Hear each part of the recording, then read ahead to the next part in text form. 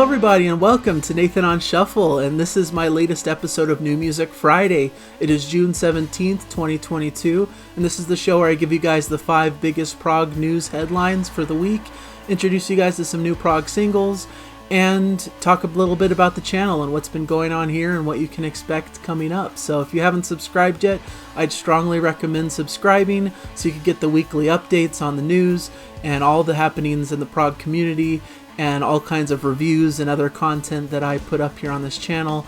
And so thank you guys for the support, those diehard subscribers who are still with me all this time, and I hope I got a good show for you guys here today. So first item, number 1 on the prog news list, a new release today. Charlie Griffiths, the guitarist for Haken, released his new album Tiktaalika.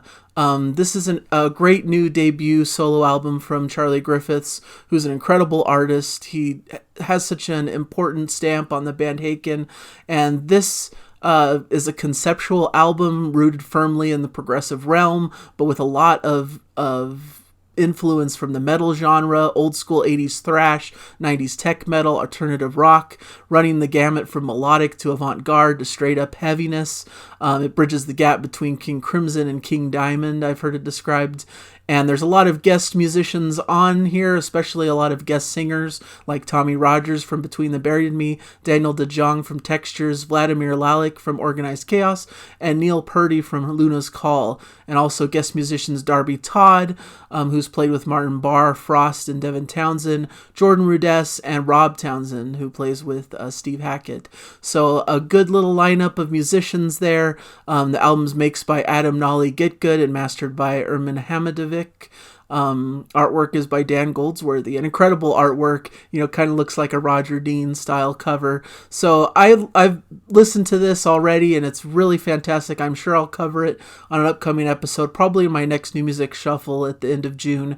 I'm really excited to talk about it. It's really cool, a little bit on the heavy end for me. I'm not really as into the heavy, aggressive kind of growling vocal style, but I feel like this album does it really tastefully, and there's a lot of variety to kind of break that up. So there's, a lot of clean vocals, a lot of cleaner sections, but there are a lot of kind of really heavy thrash metal type sequences. So really this is more geared towards those who are into that heavy stuff. So, but I want to point your attention because it's a very notable release and it showcases such incredible talent from Charlie Griffiths, who's kind of showcasing his own solo stamp on his own music, showing the influence he brings into Haken, and I think it's really fascinating.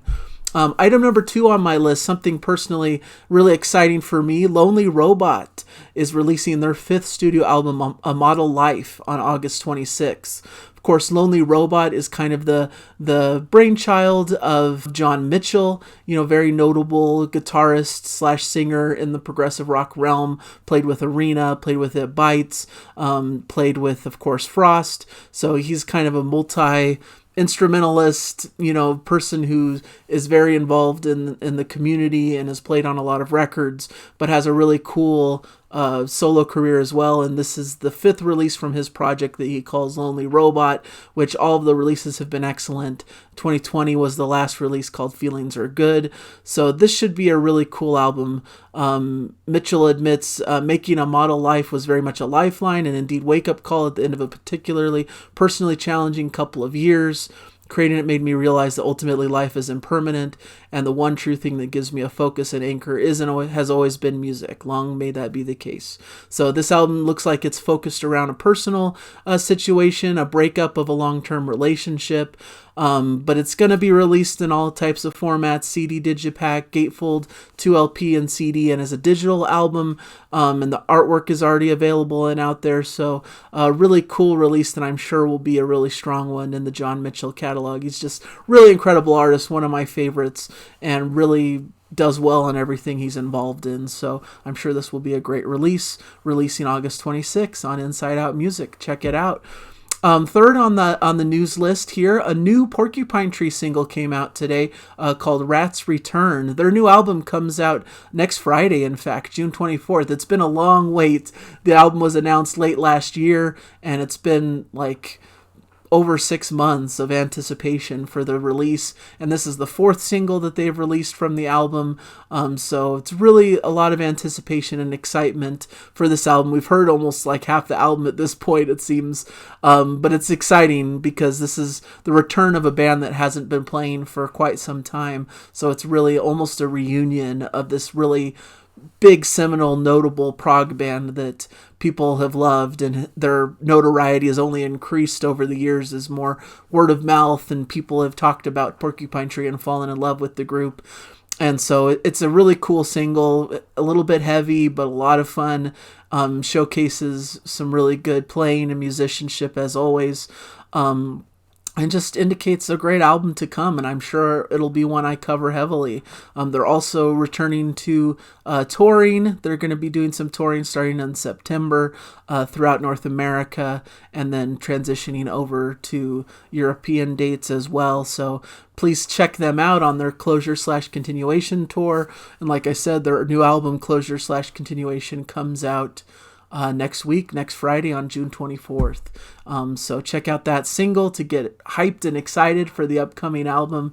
Next, item number 4 on the list, Riverside, a band I love, is returning to the studio to work on their 8th album. This is a Polish rock band that's really notable in the prog community once again, have released a string of just really incredibly masterfully crafted albums, more on the progressive metal end, but I feel like they dabble in atmospheric kind of Pink Floyd styles, and also just straightforward kind of classic prog rock as well, but with a little bit of a tinge of heaviness in the mix to kind of give it that edge that we're looking for. So it's exciting that they're recording their new album. It sounds like it should be a really great release. It's been 4 years since the release of their last album, Wasteland, so they're kind of overdue for this new release. The new material will contain all the characteristics of the Riverside style and should make for the most powerful and intense listening since Anno Domini High Definition, which is a really great high energy, high octane compact album that really struck hard. So if they're comparing it to that album, it showcases that there's something exciting to look forward to.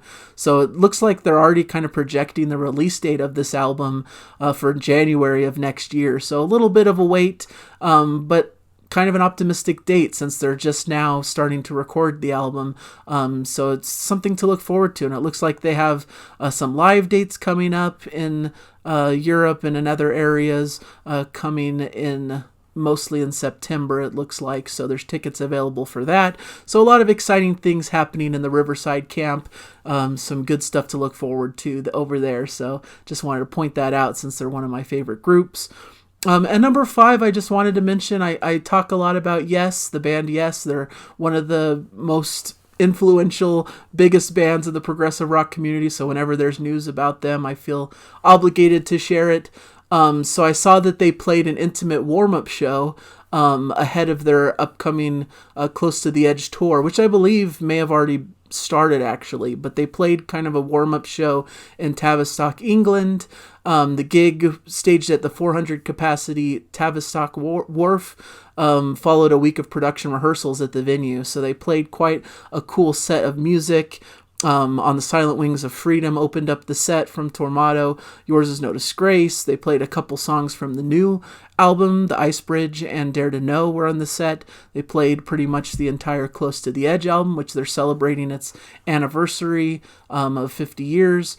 And of course rounded it out with Roundabout and Starship Trooper, 2 classics on their list there. Of course, Alan White recently passed away, so he's not a part of this tour. He announced even before his passing that he wouldn't be participating in the tour due to health reasons. Unfortunately, a few days later, he unfortunately passed away, but drummer Jay Shellen is kind of taking that role in the group, and they're kind of devoting this tour to his memory, to Alan White. So there's that in the background of this tour that is really meaningful and special, and showcases that they're doing this tour for a good reason, and hopefully that it carries out well and gives people a reason to celebrate Alan White's life and to kind of bask in the music of Yes, because it's healing music, it's positive and uplifting, and can kind of help us through the hard times. And as I've been mentioning through these episodes as well. John Anderson is also doing kind of a 50th anniversary celebration of Close to the Edge in his own manner, with the Academy, Paul Green Academy, I believe, or something of that nature, with younger kids who are kind of up and coming in the music scene and helping him play this kind of music. So a lot of great Yes music being played. So always good to highlight that stuff. And so those are the news items. I do want to turn your attention to some of the singles that are in the description. Definitely check those out. I always put links to the YouTube clips to these singles that are notable in the prog community. I put up Porcupine Tree's newest single is part of that list, so you can go click on that link and check that one out. I've also put a link to a song called Avalon the Tide from Norwegian art rock trio Dim Grey, who are releasing their new album Firmament in September, which is being issued by English Electric Recordings, kind of the same label group with Big Big Train. In fact, their keyboardist Oscar Holdorf is going to be touring with Big Big Train in place of Carly Bryant on their upcoming tour. Also a track from Tim Bonus, who's releasing a new single, Only a Fool, from the upcoming album. Caligonaut also has a new single, Because We Are Not Apart, which I got notified of and is really beautiful. And then a new single from Cosmograph called British Made, UK prog rockers that are really incredible and have a whole host of great concept records that are really notable and really well regarded. This one coming out that the single's from is called Heroic Materials, which is coming out through the Gravity Dream label on September 9th. So those are the items that I wanted to bring your attention to.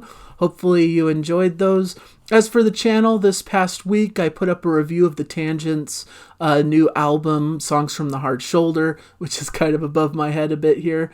And fantastic album. I recommend checking out the album review. Really excited. Andy Tillison even kind of commented on it, so I was pretty thrilled about that. And we're also doing a new, what we are calling New Song Sunday, where me and Jana are gonna listen to some new prog songs. We're gonna listen to one of the new songs from the Tangent album this Sunday and talk about it. So that's kind of a new feature we're doing.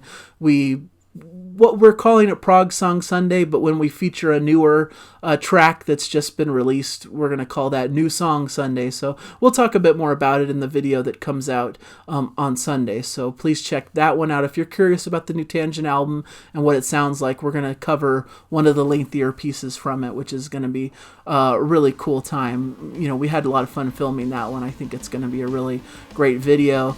And we're going to return to our classic album series this next week with a little bit of some AC/DC, which is not really typical of what I cover on the channel, but we're trying to really cover some interesting ground and cover a lot of classic albums through that series. So that's what's coming up. And I plan to do a new music shuffle sometime in the near future of the albums I've been enjoying this month. Like I said, that Charlie Griffiths album should definitely be part of that. And so that'll be a lot of fun as well. So those are some great things to look forward to. So hopefully you guys are having fun out there, enjoying the music wherever you're at. That's what it's all about. And so I'm grateful for all of you guys and your support. And hopefully you guys are having a great weekend. So hopefully I'll catch you in another video. And just have a great time out there. Bye.